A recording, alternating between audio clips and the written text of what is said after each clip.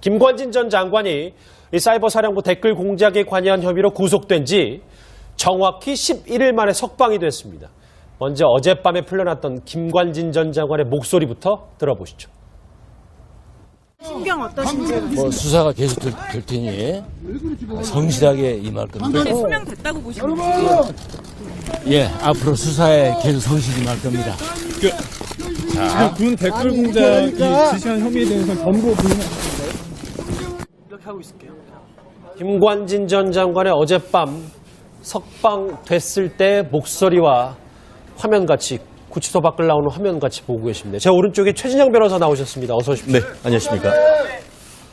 저는 이것부터 시작을 해야 될 것 같은데 법원이 김관진 전 국방장관을 놓고 11일 만에 판단을 번복한 이유는 뭐라고 보십니까? 그렇습니다. 김관진 장관이 보통 무섭고도 슬픈 눈 이렇게 표현을 하는데 어제 빙글에 웃는 모습을 봤습니다. 그렇게 웃는 배경은 법원이 구속영장을 발부할 때와 이번에 구속적부심을 통해서 석방할 때 이유가 좀 달랐기 때문인데요.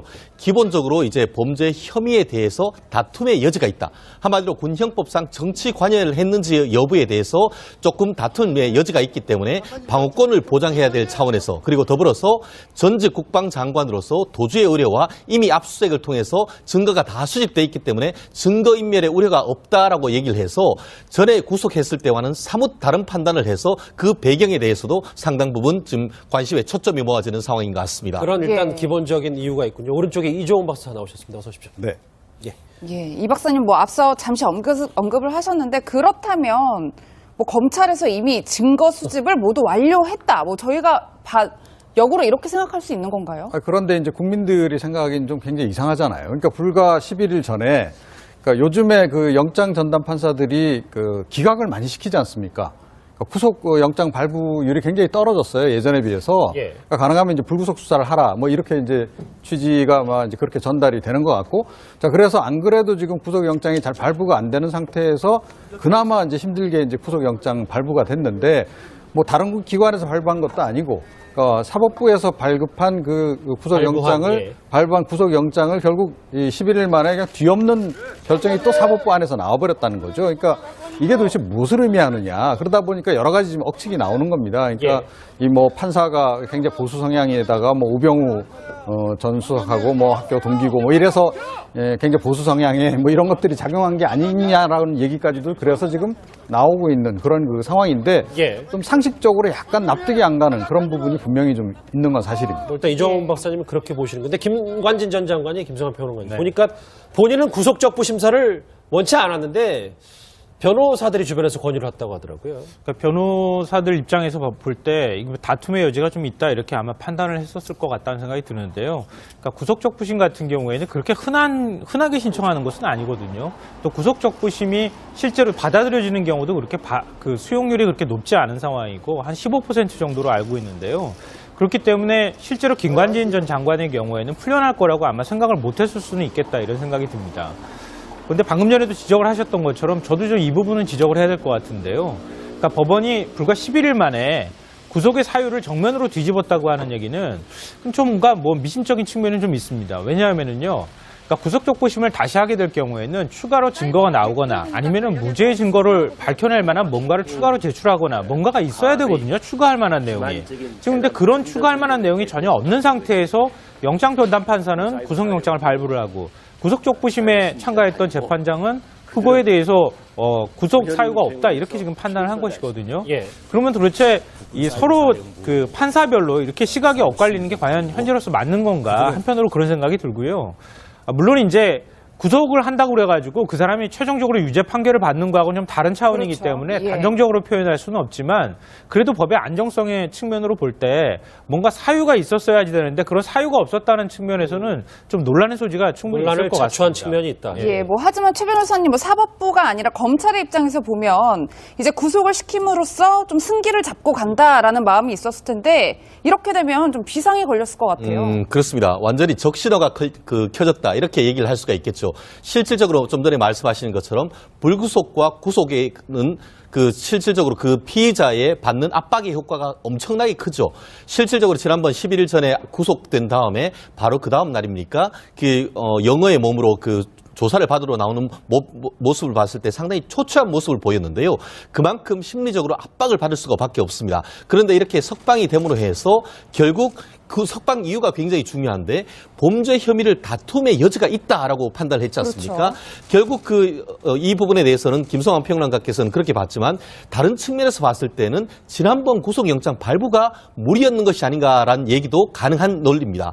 특히 지난번에 구속영장을 했을 때에 심리 전단장으로부터 1일 보고가 왔는데 거기에 이 국방부 장관이 별표를 이렇게 V자 표시를 했다는 것 아닙니까? 그것이 과연 내부를 다 보고를 받고 지시까지 했느냐에 대해서는 의문이 있다는 것을 제기를 했는 것이고 그 정도만 가지고는 아직까지 다툼의 여지가 있다라고 판단했기 때문에 아마 지금 구속이 풀려났습니다만 추가적으로 지금 검찰에서 소환해서 플러스 알파 되는 증거가 없다라고 한다고 하면은 앞으로 어떤 재판에 넘겼을 때도 유무죄를 상당히 다툴 가능성은 있지 않을까 싶습니다. 모두 완료했다. 뭐 저희가 역으로 이렇게 생각할 수 있는 건가요? 그런데 이제 국민들이 생각하기엔 좀 굉장히 이상하잖아요. 그러니까 불과 11일 전에 그러니까 요즘에 영장 전담 판사들이 기각을 많이 시키지 않습니까? 구속 영장 발부율이 굉장히 떨어졌어요. 예전에 비해서. 예. 그러니까 가능하면 이제 불구속 수사를 하라. 뭐 이렇게 이제 취지가 이제 그렇게 전달이 되는 것 같고. 자, 그래서 안 그래도 지금 구속 영장이 잘 발부가 안 되는 상태에서 그나마 이제 힘들게 이제 구속 영장 발부가 됐는데 뭐 다른 기관에서 발부한 것도 아니고 사법부에서 발급한 발부한 구속 영장을 결국 11일 만에 그냥 뒤엎는 결정이 또 사법부 안에서 나와버렸다는 거죠. 그러니까 이게 도대체 무엇을 의미하느냐. 그러다 보니까 여러 가지 지금 억측이 나오는 겁니다. 그러니까 이 판사가 굉장히 보수 성향에다가 우병우 전 수석하고 학교 동기고 이래서 굉장히 보수 성향의 이런 것. 좀 뭔가 미심적인 측면은 좀 있습니다. 왜냐하면은요. 그러니까 구속적 부심을 다시 하게 될 경우에는 추가로 증거가 나오거나 아니면은 무죄의 증거를 밝혀낼 만한 뭔가를 추가로 제출하거나 뭔가가 있어야 되거든요. 추가할 만한 내용이. 지금 근데 그런 추가할 만한 내용이 전혀 없는 상태에서 영장 전담 판사는 구속영장을 발부를 하고 구속적 부심에 참가했던 재판장은 그거에 대해서 구속 사유가 없다 이렇게 지금 판단을 한 것이거든요. 그러면 도대체 서로 판사별로 이렇게 시각이 엇갈리는 게 과연 현재로서 맞는 건가 한편으로 그런 생각이 들고요. 물론 이제 구속을 한다고 그래가지고 그 사람이 최종적으로 유죄 판결을 받는 거하고는 좀 다른 차원이기 때문에 단정적으로 표현할 수는 없지만 그래도 법의 안정성의 측면으로 볼 때 뭔가 사유가 있었어야지 되는데 그런 사유가 없었다는 측면에서는 좀 논란의 소지가 충분히 있을 것 같습니다. 자초한 측면이 있다. 하지만 최 변호사님 사법 그렇습니다. 김관진 장관이 보통 무섭고도 슬픈 눈 이렇게 표현을 하는데 어제 빙글에 웃는 모습을 봤습니다. 그렇게 웃는 배경은 법원이 구속영장을 발부할 때와 이번에 구속 적부심을 통해서 석방할 때 이유가 좀 달랐기 때문인데요. 기본적으로 이제 범죄 혐의에 대해서 다툼의 여지가 있다. 한마디로 군형법상 정치 관여를 했는지 여부에 대해서 조금 다툼의 여지가 있기 때문에 방어권을 보장해야 될 차원에서 그리고 더불어서 전직 국방장관으로서 도주의 우려와 이미 압수수색을 통해서 증거가 다 수집돼 있기 때문에 증거인멸의 우려가 없다라고 얘기를 해서 전에 구속했을 때와는 사뭇 다른 판단을 해서 그 배경에 대해서도 상당 부분 지금 관심의 초점이 모아지는 상황인 것 같습니다. 그런 일단 기본적인 이유가 있군요. 오른쪽에 이종훈 박사 나오셨습니다. 어서 오십시오. 네. 이 박사님 앞서 잠시 언급을 하셨는데 그렇다면 검찰에서 이미 증거 수집을 김관진 전 장관이 이 사이버 사령부 댓글 공작에 관여한 혐의로 구속된 지 정확히 11일 만에 석방이 됐습니다. 먼저 어젯밤에 풀려났던 김관진 전 장관의 목소리부터 들어보시죠. 신경 어떠신지. 수사가 계속 될 테니 성실하게 임할 겁니다. 이번에 소명됐다고 보시는 거예요? 앞으로 수사에 계속 성실히 임할 겁니다. 군 댓글 공작이 지시한 혐의에 대해서는 전부 부인하셨습니다. 이렇게 하고 있을게요. 김관진 전 장관의 어젯밤 석방됐을 때 목소리와 화면같이 구치소 밖을 나오는 화면같이 보고 계십니다. 제 오른쪽에 최진영 변호사 나오셨습니다. 어서 오십시오. 네, 안녕하십니까. 저는 이것부터 시작을 해야 될 것 같은데 법원이 김관진 전 국방장관을 놓고 11일 만에 판단을 번복한 이유는 뭐라고 보십니까? 들이 작용한 게 아니냐라는 얘기까지도 그래서 지금 나오고 있는 그런 상황인데 좀 상식적으로 약간 납득이 안 가는 그런 부분이 분명히 좀 있는 건 사실입니다. 일단 이종훈 박사님은 그렇게 보시는 건데 김관진 전 장관이 김성환 평론가님 보니까 본인은 구속적 부심사를 원치 않았는데 변호사들이 주변에서 권유를 했다고 하더라고요. 그러니까 변호사들 입장에서 볼 때 다툼의 여지가 좀 있다 이렇게 아마 판단을 했었을 것 같다는 생각이 드는데요. 그러니까 구속적 부심 같은 경우에는 그렇게 흔하게 신청하는 것은 아니거든요. 또 구속적 부심이 실제로 받아들여지는 경우도 그렇게 그 수용률이 그렇게 높지 않은 상황이고 한 15% 정도로 알고 있는데요. 그렇기 때문에 실제로 김관진 전 장관의 경우에는 풀려날 거라고 아마 생각을 못했을 수는 있겠다 이런 생각이 듭니다. 그런데 방금 전에도 지적을 하셨던 것처럼 저도 좀 이 부분은 지적을 해야 될 것 같은데요.